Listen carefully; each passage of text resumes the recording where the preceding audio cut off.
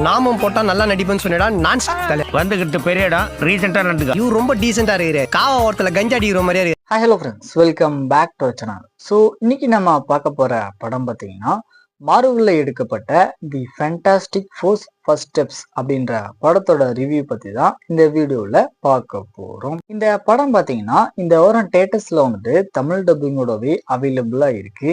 சரி, படத்தோட கதை அப்படின்னு எடுத்துட்டீங்கன்னா, அதாவது பூமியை ஆபத்துல இருந்து காப்பாத்திட்டு இருக்கிற ஃபேண்டாஸ்டிக் ஃபோர்ஸுக்கு பார்த்தீங்கன்னா புதுசா வந்துட்டு ஒரு குழந்தை பிறக்க போகுது. ஸோ இந்த மாதிரியான ஒரு சுச்சுவேஷன்ல கெலாக்டஸ் அப்படின்ற நம்ம படத்தோட வில்லன் பார்த்தீங்கன்னா பூமியை அழிக்கிறதுக்காக வந்துட்டு இருக்கான் அப்படின்னு நம்ம ஃபேண்டாஸ்டிக் ஃபோர்ஸுக்கு பார்த்தீங்கன்னா தெரிய வந்ததுக்கு அப்புறம் இந்த பூமியை காப்பாத்துறதுக்காக இவங்க 4 பேர் சேர்ந்து என்னெல்லாம் பண்றாங்க, கடைசியா என்னாச்சு அப்படின்றது தான் இந்த படத்தோட கதையா இருக்கு. இந்த படத்தை பத்தி ஷார்ட் அண்ட் ஸ்வீட்டா சொல்லணும் அப்படின்னா, மார்வெல் யூனிவர்சிட்டியில வந்துட்டு மேக்கிங் வைஸ் எல்லா படங்களுமே பார்த்தீங்கன்னா தரமா இருக்கும்.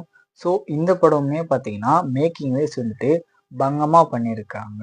அதே மாதிரி படத்துல இவங்க அந்த கெலாக்டஸை தேடி போகக்கூடிய ஸ்பேஸ்ஷிப் சீக்வன்ஸ் எல்லாமே பார்த்தீங்கன்னா விஷுவலா வந்துட்டு பயங்கரமா இருந்துச்சு அப்படின்னே சொல்லலாம். தென் டெக்னிக்கல் சைடு அப்படின்னு பார்க்கும்போது CJ work, background music, sound effect எல்லாமே பார்த்தீங்கன்னா இந்த படத்துக்கு ஏற்ற மாதிரி நல்லாவே பண்ணியிருக்காங்க.